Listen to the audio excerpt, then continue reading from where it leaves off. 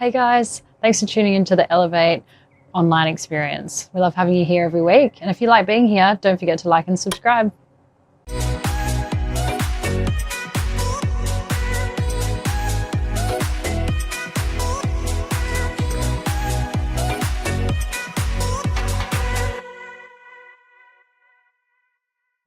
Our worship partner this week is Mosaic MSC, coming all the way from LA.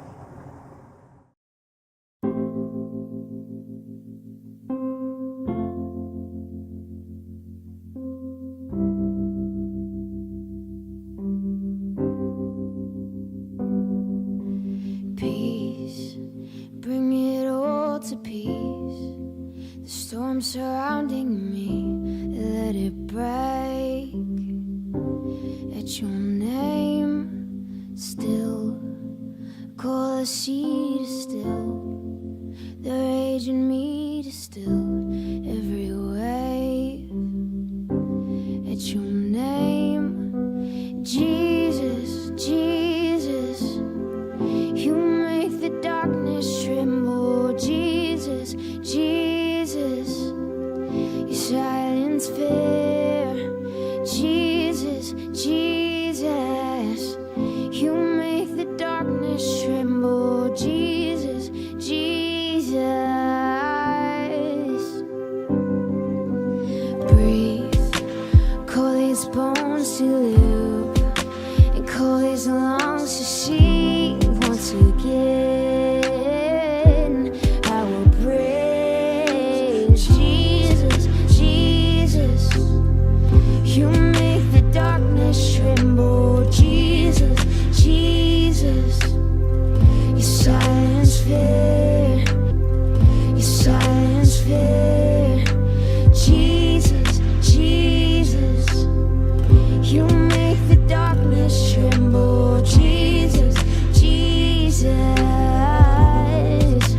oh Jesus, Jesus, you make the darkness tremble. Jesus, Jesus, you silence fear. Jesus, Jesus, you make the darkness tremble. Jesus, Jesus, your name is light that the shadows can't deny. Your name cannot be overcome. Your name is life, forever lifted high. Your name cannot be overcome. Your name is light that the shadows can't deny. Your name cannot be overcome. Your name is life, forever lifted high. Your name cannot be overcome. Jesus, Jesus, you make the darkness tremble. Jesus, Jesus, you silence fear. Jesus, Jesus, you make the darkness tremble. Jesus, Jesus,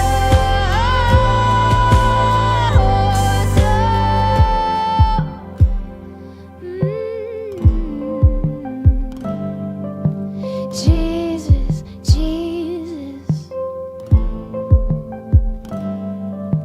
Jesus, Jesus, Jesus.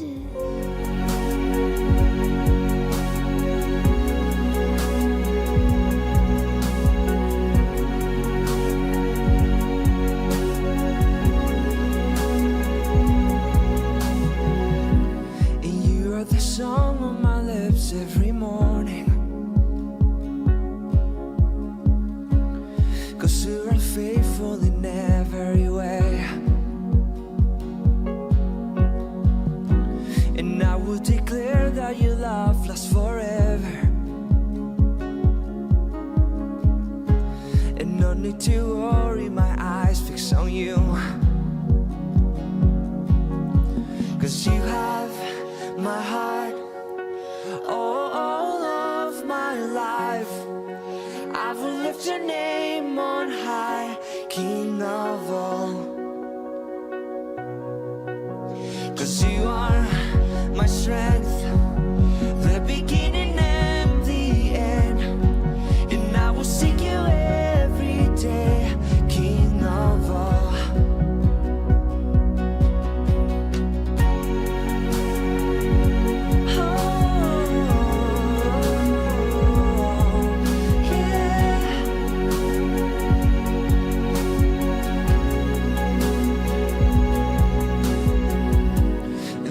Every day, say your love makes a river, bringing me life wherever he goes. And I feel the wind of his spirit around me,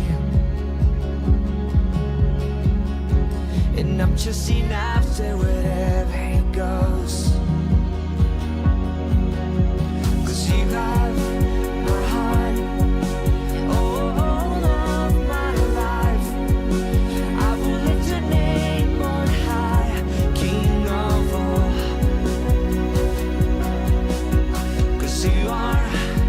strength, the beginning and the end. And I will seek you every day, King of all. And let our hearts sing to you, and we will follow you.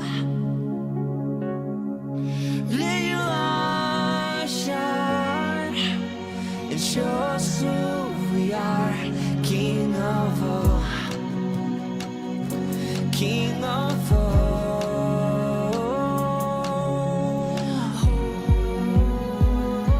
You're King of all, King of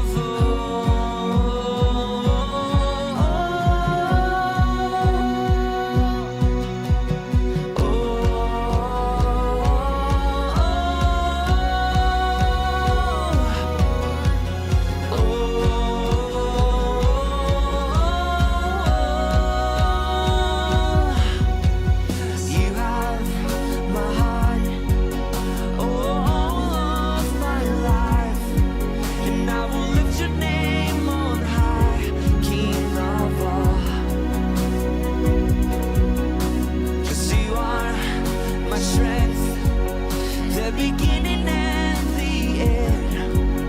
I will seek you every day, King of all. You're King of all,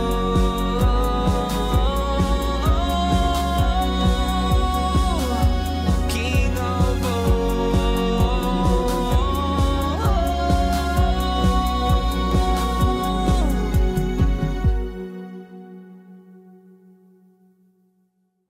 So we've got a new series starting this week called How to Change Your World in 52 Days, spoken by Mike Pomeroy. The walls of the city of Jerusalem were mere rubble. This news made Nehemiah very sad, so Nehemiah began to rebuild. He led the people day in and day out. Enemies attacked, but they overcame.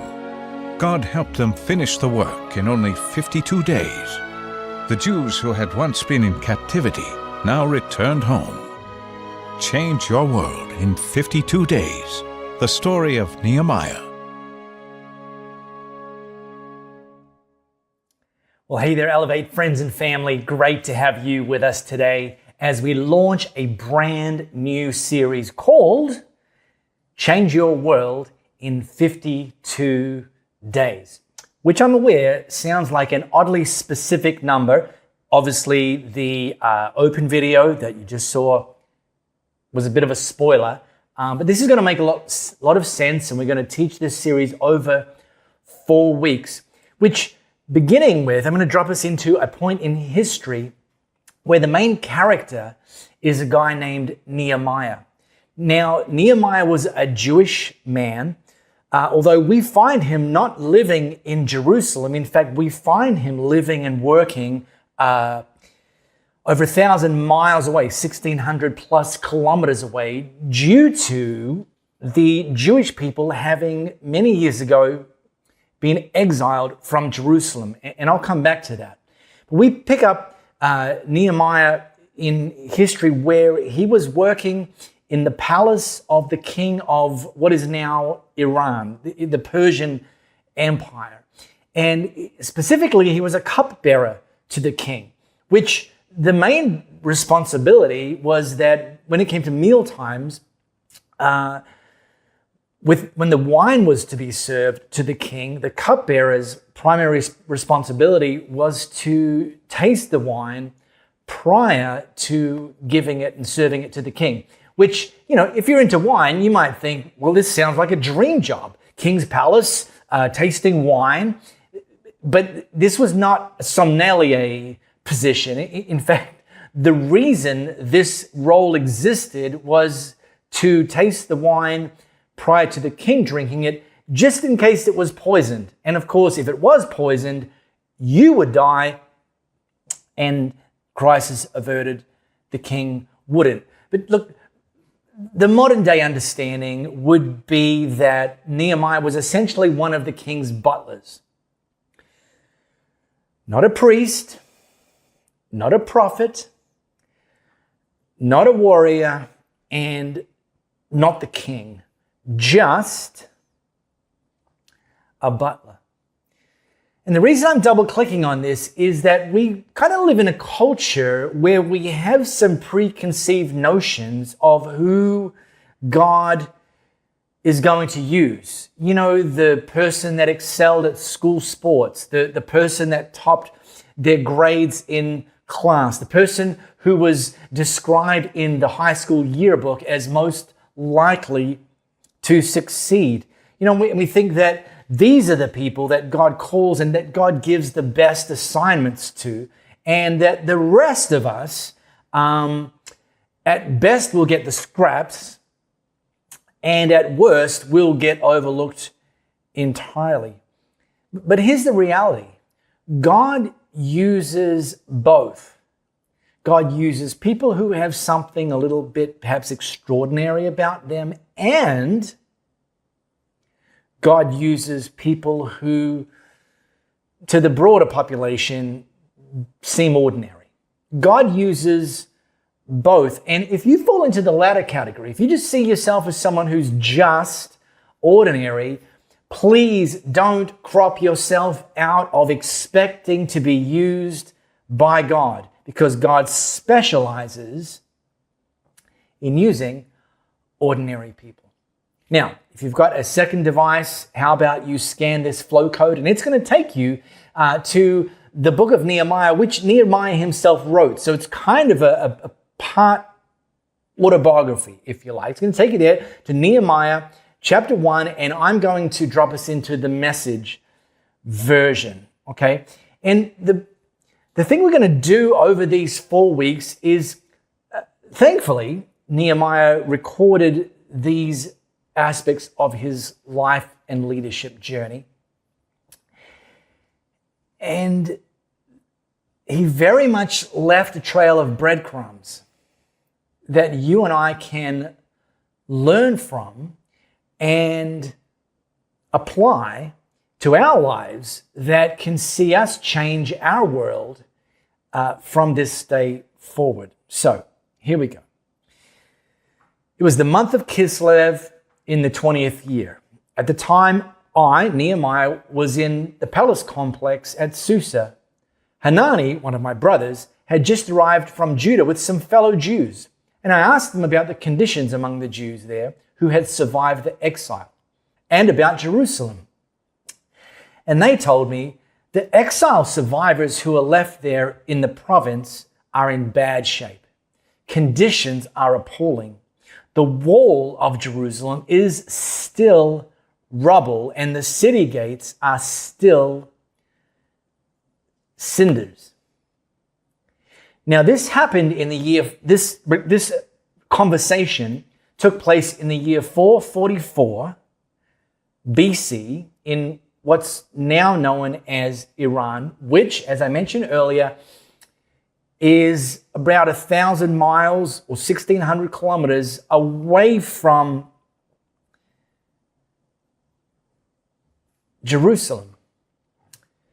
And Nehemiah was living and working there because many years prior, God had allowed the Babylonians to drive the Jewish people out of Jerusalem. And so they found themselves in exile. And not only drive the Jewish people out of Jerusalem, but actually essentially flatten Jerusalem as it was known. They destroyed the city, they destroyed the temple, and they destroyed the city walls. So really, there was essentially nothing left, and the Jewish people were forced to live in exile in all parts of the known world. And that was Nehemiah's story. He found himself living and working in Iran, over 1,600 kilometers away from Jerusalem. But this exile wasn't a coincidence. You see, they were living in the land God promised them. God also asked something of them. He asked that they allow him to be their God and that they would be his people. And that if they maintained this covenant that was established with Moses, that he would allow them to live in that land and flourish and prosper for all eternity. But they didn't. Over time, their focus started to drift away from the God of the Israelites, and they started worshiping other gods, lesser gods, false gods. And God didn't like this.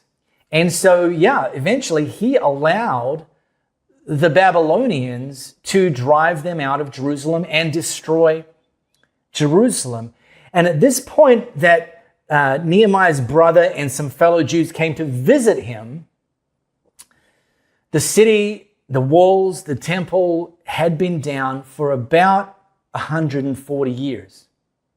Now, his brothers made reference to the fact that there were some people there in Jerusalem now, and that's because when Persia rose to become the superpower of the region, they actually allowed some Jewish people to go back to Jerusalem, like a remnant.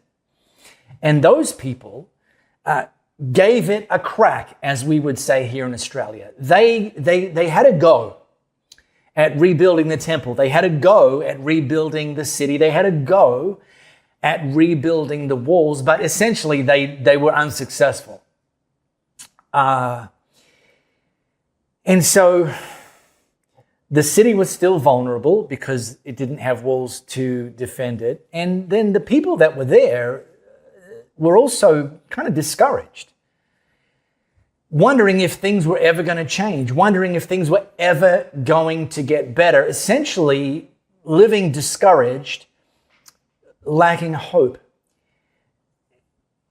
And that's how a lot of people live. That's how a lot of, maybe you've been there, maybe people in your sphere are there, or maybe people you've never met, but you hear about and know about in other parts of the world that are living desperate, discouraged, hopeless lives. And this is what Nehemiah was exposed to when he asked the question, how are things going back in Jerusalem? Well, he goes on to write, on hearing the news, Nehemiah said, well, what a bummer. Hey, haven't seen you guys in a while. Let's go get lunch. No, that's fake news. This is actually what happened. He writes, when I heard this, I sat down and wept. I mourned for days, fasting and praying before the God of heaven. And here's the first breadcrumb. Nehemiah allowed his heart to be open. Nehemiah allowed himself to be vulnerable. And because he did, this news didn't kind of come to him responding with indifference. This penetrated his heart to the point where he then doubled down on his focus on God. And this is part of the prayer that he prayed. We've treated you like dirt. We haven't done what you told us, haven't followed your commands, and haven't respected the decisions you gave to Moses, your servant. All the same, remember the warning you posted to your servant Moses. If you betray me, I'll scatter you to the four winds. But, and I love that Nehemiah has the boldness and the courage to remind God of what he had promised them. Yes, the first part of the promise is if we turn away from you, you'll scatter us. And we did, and you did. But there was another piece to the promise you gave us, God, and this is what it is. And let me remind you, but if you, my people, come back to me and do what I tell you, I'll gather up these scattered peoples from wherever they ended up and put them back in the place I chose to mark with my name. Nehemiah is getting revved up. His wheels are starting to spin.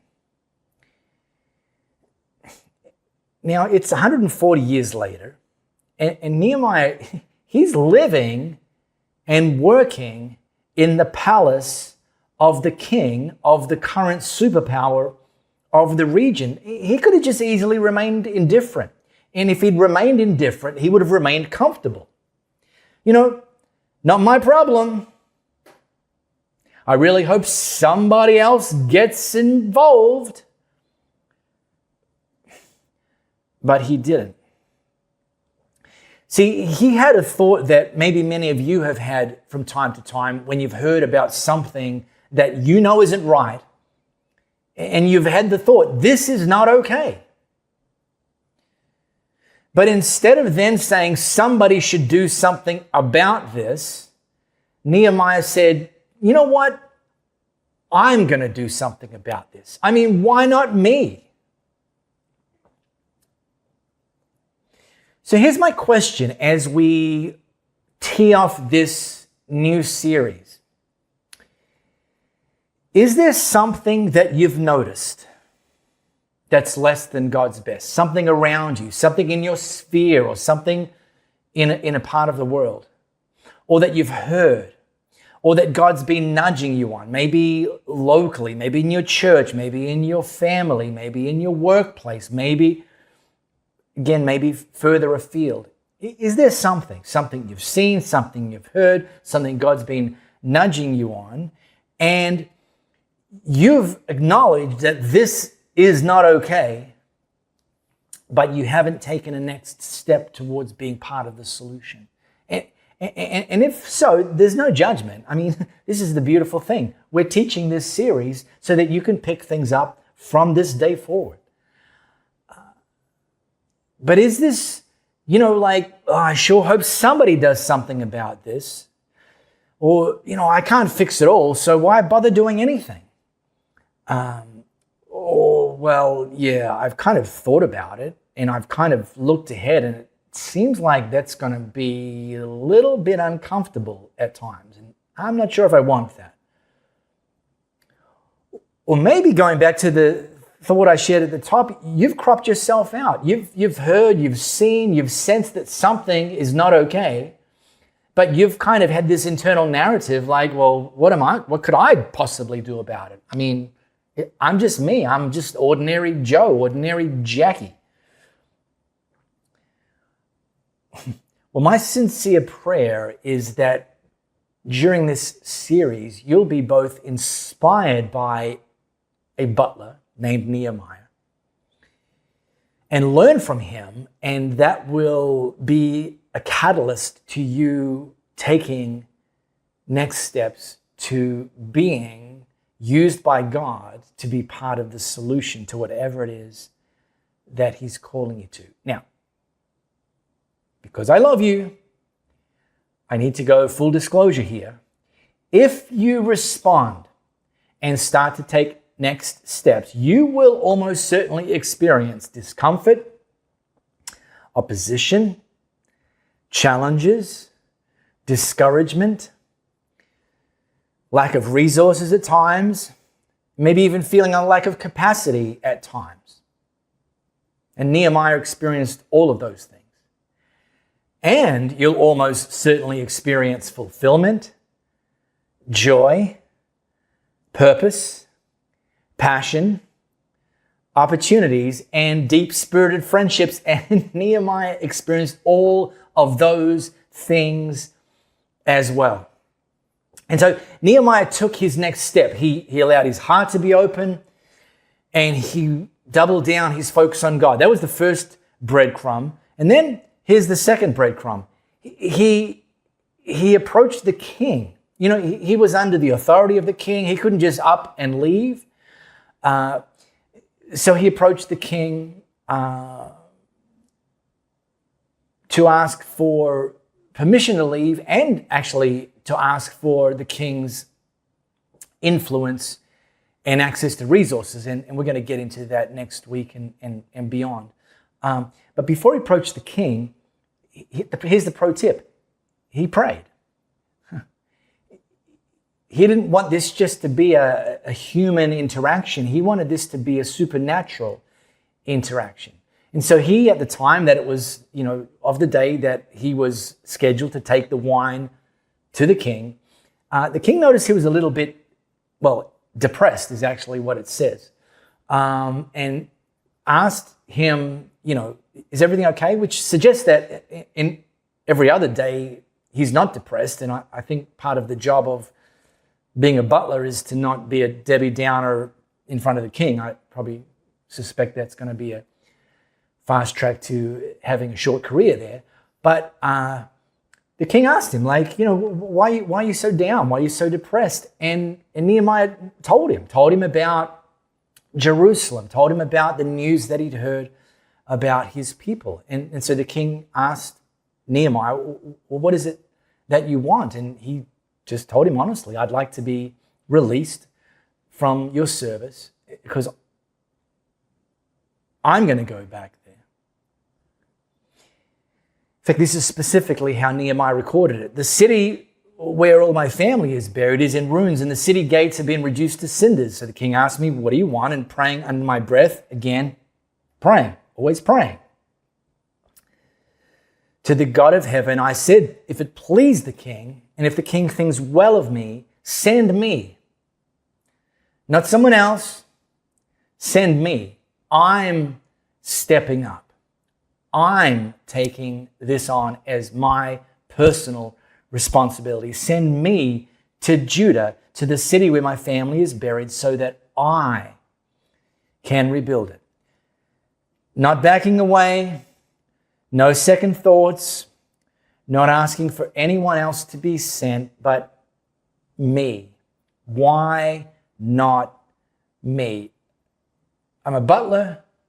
Why not me? And look, over the next 4 weeks, I encourage you to open your heart like Nehemiah did, to be vulnerable, not to be indifferent, not to deflect, and just see where God leads you. And then as he leads you, respond with the next step that you know to take. You don't have to see the whole thing. The next step. What's the next step? Now, as we go on this journey, each of these 4 weeks, we're going to be reading each week a plan, a Bible plan, a devotional, if you want to call it that, from the Bible app. So what you can do is you can scan this QR code. It'll take you to the Bible app, and it'll allow you to make Elevate Church what they call My Church.